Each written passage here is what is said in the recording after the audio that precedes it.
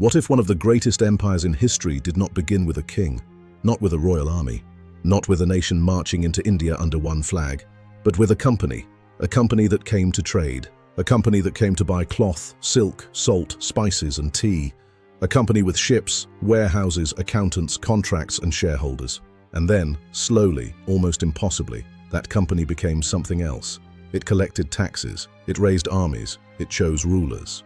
It removed rulers, it controlled territory, it shaped the lives of millions. And exactly 100 years after one strange battlefield in Bengal, the soldiers of that same company rose against it. So the mystery is this: how did a trading company become a ruler? And why did India explode in rebellion 1 century later? In the middle of the 18th century, Bengal was one of the richest regions in the world. Its rivers carried rice, silk, sugar, salt, and fine textiles. Its cities were filled with merchants, bankers, weavers, soldiers, and officials. European companies came here not because Bengal was weak, they came because Bengal was valuable. The British East India Company was one of them. At first, it was supposed to trade. Its officials bought goods, protected warehouses, and sent profits back to London. But India was changing. The Mughal Empire, once the great power of the subcontinent, was losing its grip. Regional rulers were becoming more independent. European companies were building forts around their trading posts. And behind the language of trade, a new kind of power was forming. Money was becoming military power. Military power was becoming political power. And Bengal was about to become the place where a company learned how to rule. In 1756, Siraj-ud-Dowlah became the Nawab of Bengal. He was young, he was surrounded by wealth, but he was also surrounded by danger. Inside his court, powerful nobles watched him carefully. Great banking families measured his every decision. Military commanders waited to see if he was strong or weak. And outside his court, the British East India Company was growing bolder. The company had a major base at Calcutta. To the British, Calcutta was a trading centre. To Siraj-ud-Dowlah, it looked more and more like a private fortress inside his own territory. The British were acting with confidence and behaving like a power that expected special treatment. Siraj-ud-Dowlah decided to act. He moved against Calcutta. The city fell. For the British, this was humiliation. For the company, it became something more dangerous, an excuse. Because now the company could say it was not trying to conquer. It was only trying to recover what had been taken. Revenge could now be dressed as justice, and justice could be turned into power. The man sent to recover Calcutta was Robert Clive. Clive was not just a soldier, he was a risk-taker, a strategist, a man who understood that battles were not always won on the battlefield. Sometimes they were won in private rooms with promises before the first shot was fired. Clive retook Calcutta, but he wanted more than revenge. The Nawab of Bengal had enemies inside his own court. Nobles feared him, bankers distrusted him, and among them was Mir Jafar, a military commander who believed the throne might be within reach. Clive understood the real question. Could the company defeat Bengal by dividing it? Before the Battle of Plassey, the most important weapon was not a cannon, it was a promise. Clive and company officials made secret arrangements with Mir Jafar. If Siraj-ud-Dowlah fell, Mir Jafar would become Nawab. The company would receive money, privileges, and influence. This was not a simple foreign invasion, it was a political conspiracy.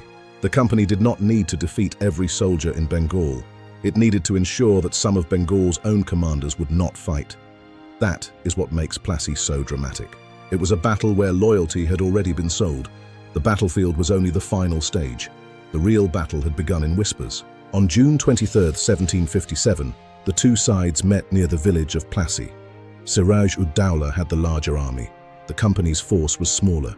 On paper, the Nawab should have had the advantage. But numbers can lie. A large army divided by mistrust can be weaker than a smaller army united by purpose. The monsoon sky darkened. Rain fell over the battlefield. Gunpowder had to be protected. Cannons had to keep firing. Orders had to be trusted. But trust was exactly what Siraj-ud-Dowlah no longer had. Some of his commanders hesitated. Some held back. Mir Jafar waited. And as the battle unfolded, the Nawab's army did not move like one body. It moved like a court full of secrets. Plassey was not one of the largest battles, but it became one of the most important. Siraj-ud-Dowlah's side had soldiers who fought. There were men who stood their ground, but the center of power was cracking. When key commanders failed to act, the battlefield became a trap.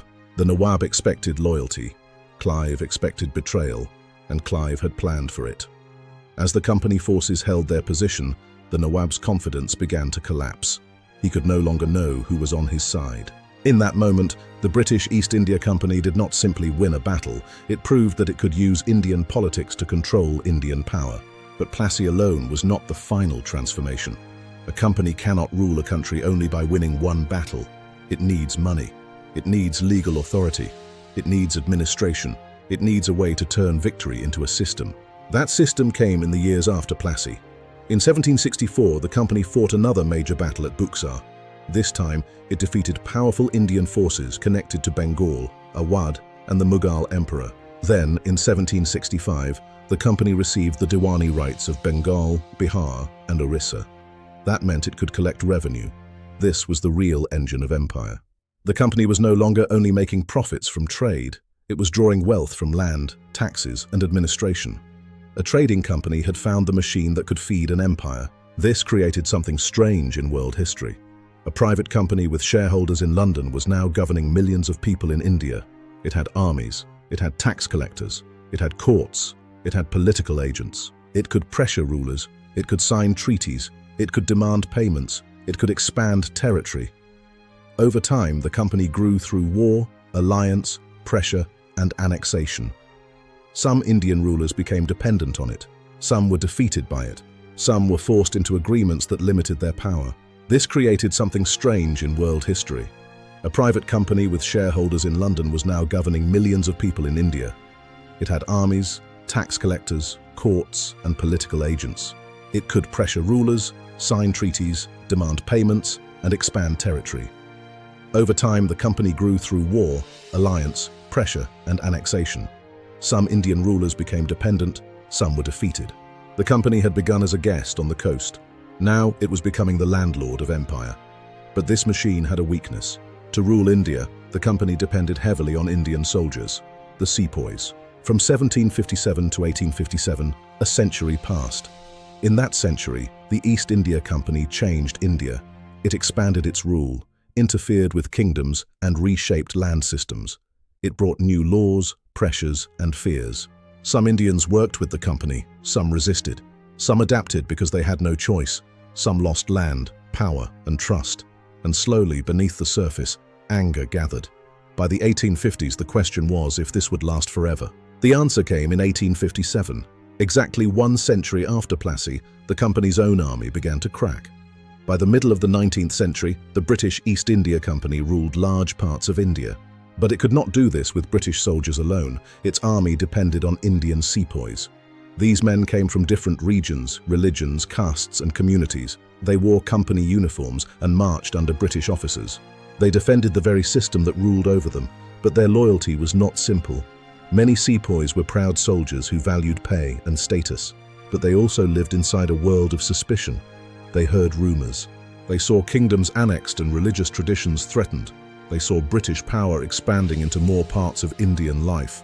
The company had built its empire with Indian soldiers. Now those soldiers began to wonder. The rebellion of 1857 did not come from one cause. It was the result of many pressures.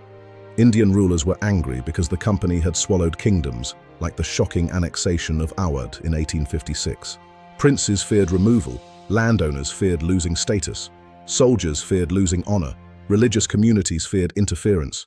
Old elites saw a world being replaced. From far away, the company looked powerful, but anger was everywhere. The cartridge rumor lit the fire, but the forest was already dry.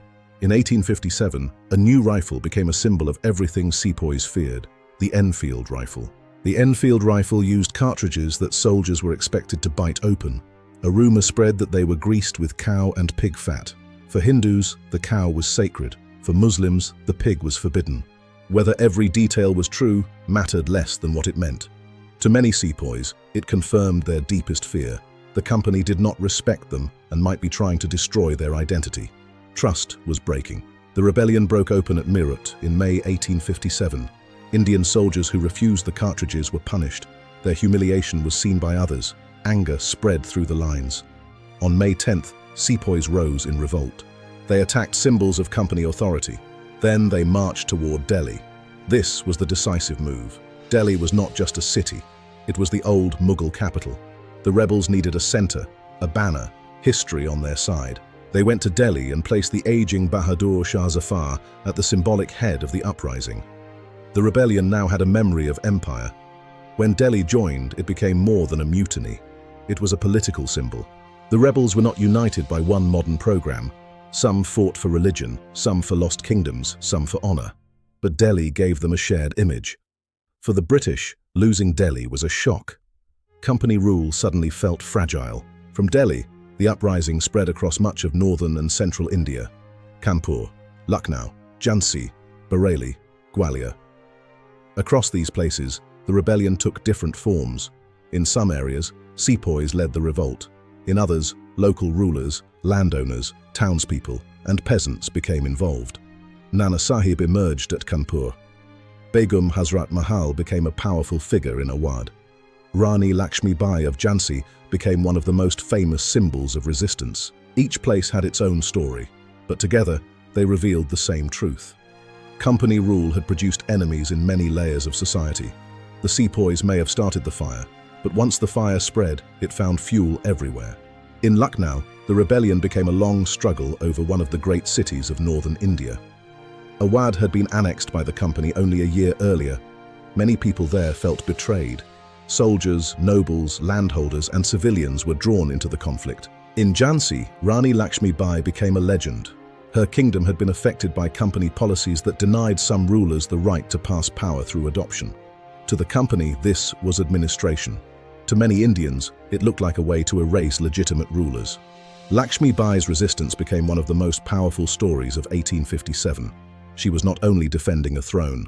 In memory, she became a symbol of defiance. For all its power, the uprising had major weaknesses. It was dramatic, but not fully united. Different rebels had different goals. Some wanted old rulers restored, some wanted local power back, some wanted to defend religion and tradition, some wanted the company gone. The British also had advantages. They controlled key resources. They used the telegraph and military organization. They brought reinforcements.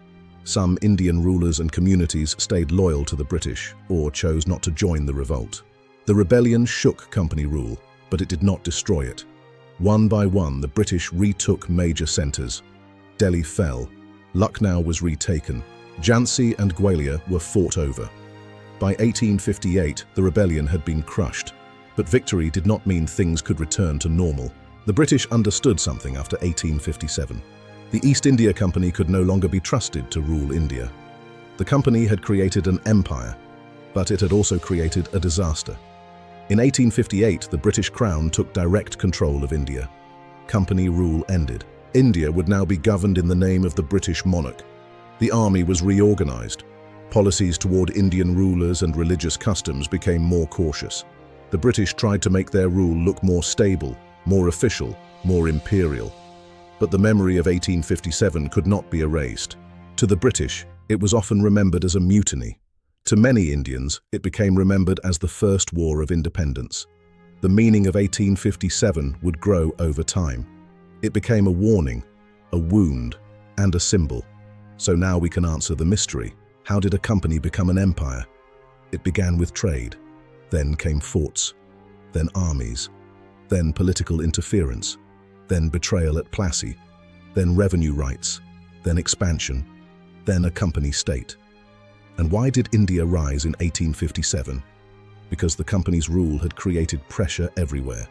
In the army, in the courts, in the countryside, in the palaces of rulers who had lost power, in the minds of people who feared their religion, status, land, and identity were under attack. Plassey and 1857 are two ends of the same century. In 1757, the company discovered that it could control India by using Indian divisions. In 1857, anger against company rule exploded across northern India. The company survived Plassey by becoming political. It failed after 1857 because its politics had become unbearable. The British Empire in India did not begin as a simple story of one nation conquering another. It began with something stranger. A corporation walked into a rich and divided political world. It made alliances, it bought loyalty, it won battles, it collected taxes, it built an army. And then, 100 years later, that army helped ignite the greatest challenge the company had ever faced. The story of Plassey asks how power is taken. The story of 1857 asks what happens when that power is no longer accepted. Together, they reveal one of the most dramatic transformations in modern history. A merchant became a ruler became an empire, and an empire created the memory of resistance that would one day help inspire India's long road to independence.